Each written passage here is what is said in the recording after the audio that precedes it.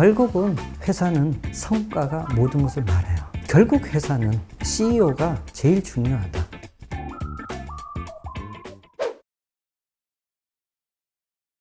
지분 분배 얘기.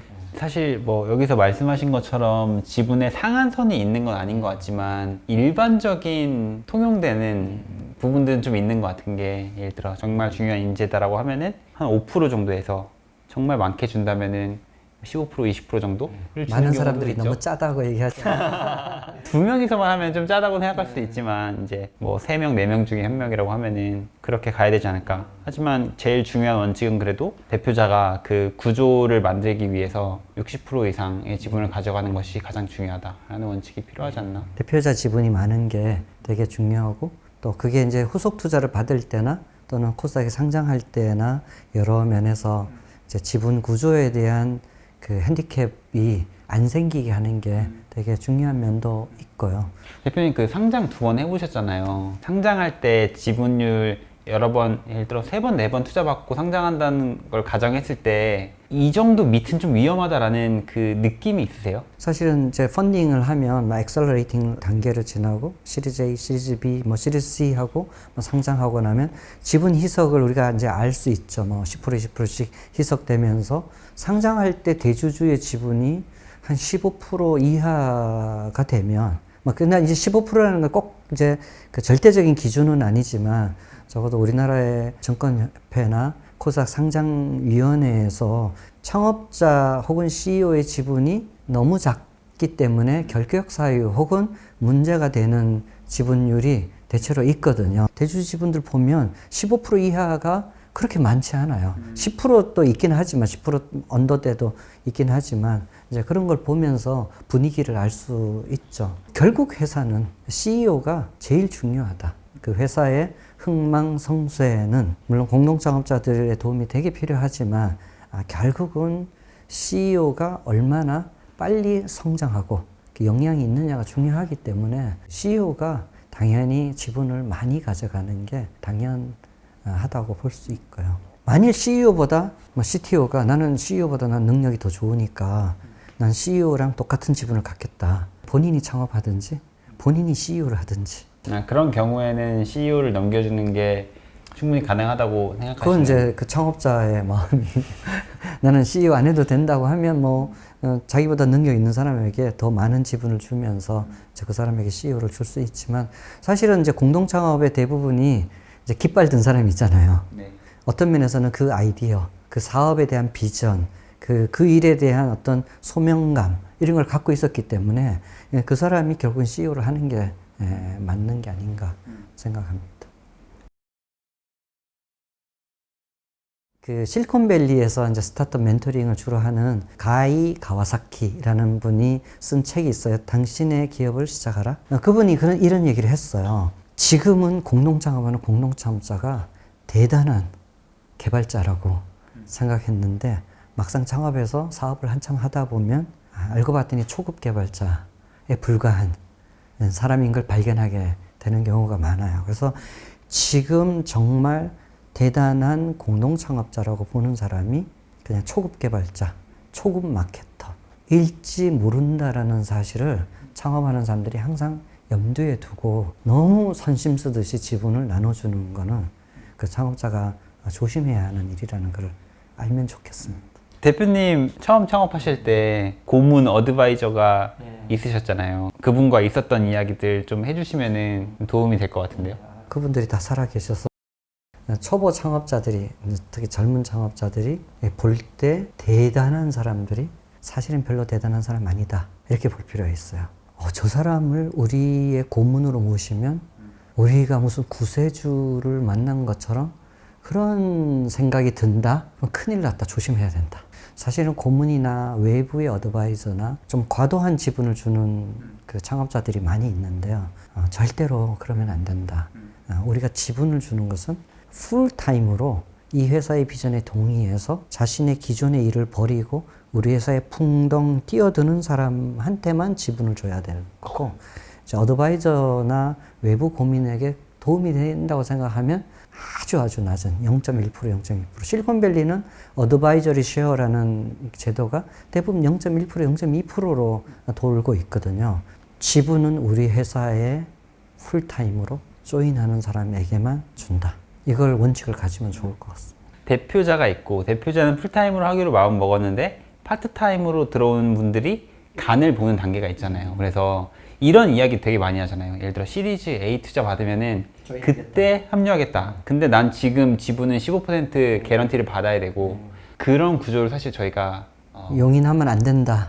뭐 그분이 대단한 개발자이거나 대단한 능력을 갖고 있는 분이라 하더라도 그분에게 줄 15%를 초급 개발자를 풀타임으로 들어온 사람한테 5%, 10% 주는 게 훨씬 더 장기적으로 볼 때는 회사가 이익이고, 그분이 그렇게 미리 지분을 안 주면 파트타임으로 안 돕겠다고 하면 그분하고 나는 인연이 아닌가 보다 이렇게 생각해야 되는. 저희도 근데 요즘에 투자 검토하는 기간이잖아요. 그래서 아이템도 물론 중요하지만 그 지배 구조 상에서 이제 사업을 본격적으로 시작하지도 않았는데 어디 파트타임 교수님 10%, 어디 무슨 고문 뭐 5% 이러면은 사실 저희가 선입견을 굉장히 좀 강하게 깔고 보잖아요. 지분을 어떻게 배당하고 누구한테 배당할 건가가 사업의 첫 단추인데요. 이거 배정해 놓고는 다시 못 되돌리거든요. 지분 한번 주고 나면 못 뺏어 와요. 절대로. 그 사람이 돌려주기 전에는 사업을 막 시작하는데 지분을 막 남발해서 후환이 될 것들은 참 조심해야 되는데, 그래서 이제 프라이머가 필요하다고 우리가 막간을 이용해서 이렇게. 근데 그렇다고 너무 짠돌이가 되어서 좋은 사람을 못 데려오면 안 되겠죠. 하지만 보수적으로 행동하고 그 구조를 잘 짜야 된다. 자, 첫 번째 창업의 공동창업 지분 분배는 정말 신중하게 만들어야 된다. 이제 면접 볼 때 초보 면접관, 초보 창업자들은 그 사람의 잠재력을 보려고 그래요. 잠재력을 보려고 그러면 안 돼요. 사람을 뽑을 때는 그 사람의 팩트를 봐야 돼요. 그 사람이 과거에 어떤 일을 했고 어떤 결과물을 가졌고 어떻게 살아왔는지를 아는 게 굉장히 중요해요. 왜냐면 사람은 갑자기 변하지 않거든요. 우리 회사에서 사람 만들어서 쓰겠다. 그건 회사가 할 일이 아닌 거고 불가능한 일이다. 많은 그런 사람들을 뽑아서 고통을 겪어보고 난 뒤에 알게 되는 이제 노하우인데요. 제가 공짜로 드립니다.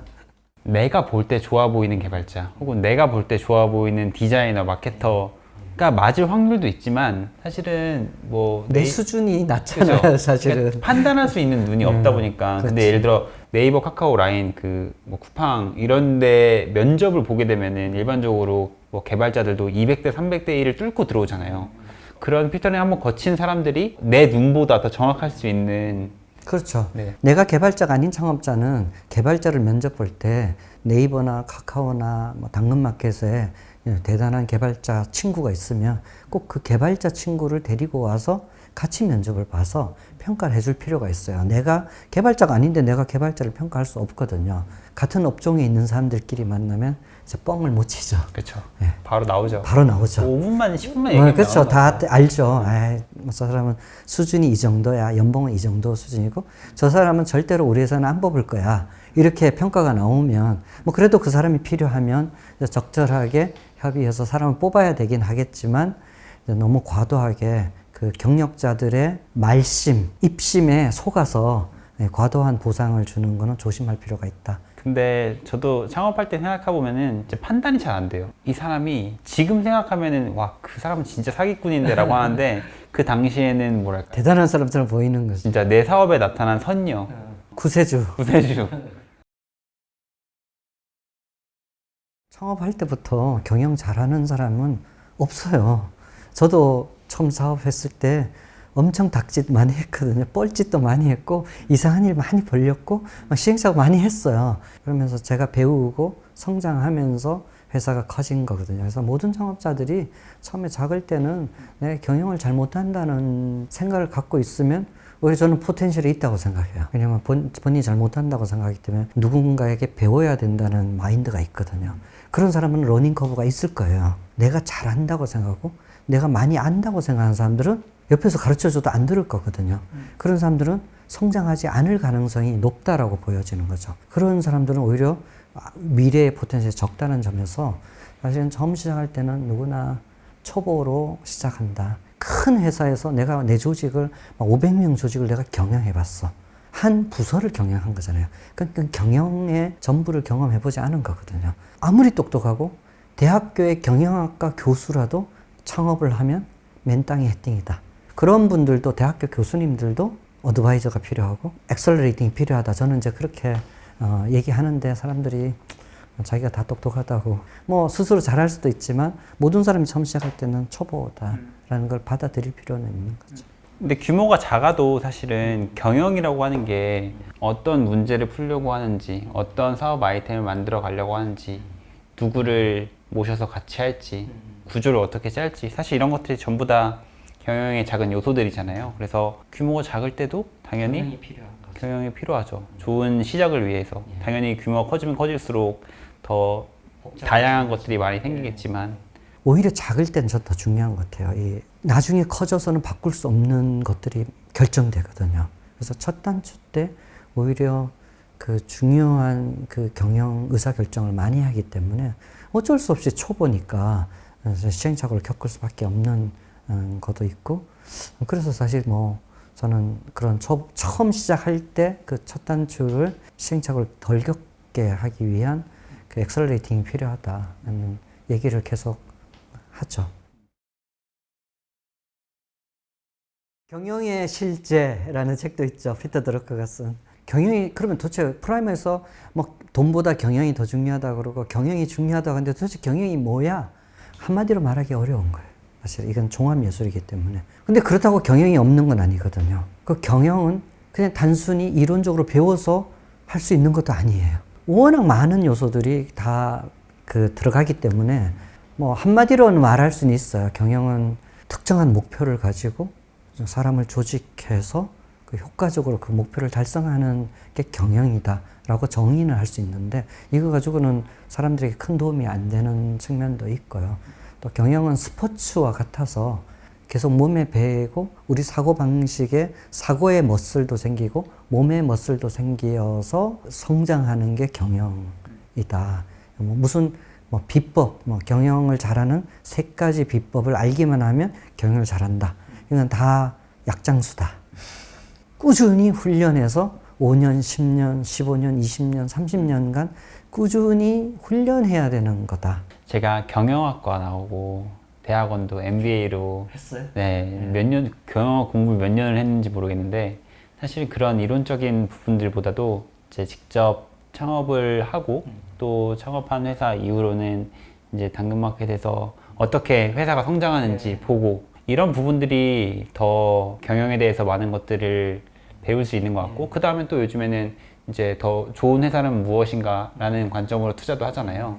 경영이라고 하는 게 회사가 더 올바른 길로 성장하기 위해서 각각 수많은 요소에서 좋은 의사결정을 하는 것들의 집합이지 않을까? 라는 생각이 들기도 해요. 네, 그렇죠. 그걸 하기 위한 그래도 이론은 있는 거죠. 그래서 경영에 대해서 경영학을 공부하시는 또는 연구하시는 교수님들의 도움도 필요하고 이제 컨설팅의 도움도 필요하지만 사실은 창업자를 가장 잘 도울 수 있는 사람은 그 창업을 해본 선배 창업가들이 제일 잘 도울 수 있다. 저는 그렇게 생각하고 이제 우리나라의 그 스타트업 창업이 더 성공률이 높아지려면 그 선배 창업가 출신들이 후배 창업가를 돕는 일들이 좀 더 많아지고 더 적극적으로 후배 창업가들을 돕는 일들이 많아지면 져야 된다는 생각이 들고요. 프라이머도 14년 전에 그런 생각으로 선배 창업가가 후배 창업가를 가장 잘 도울 수 있다는 생각으로 시작했죠.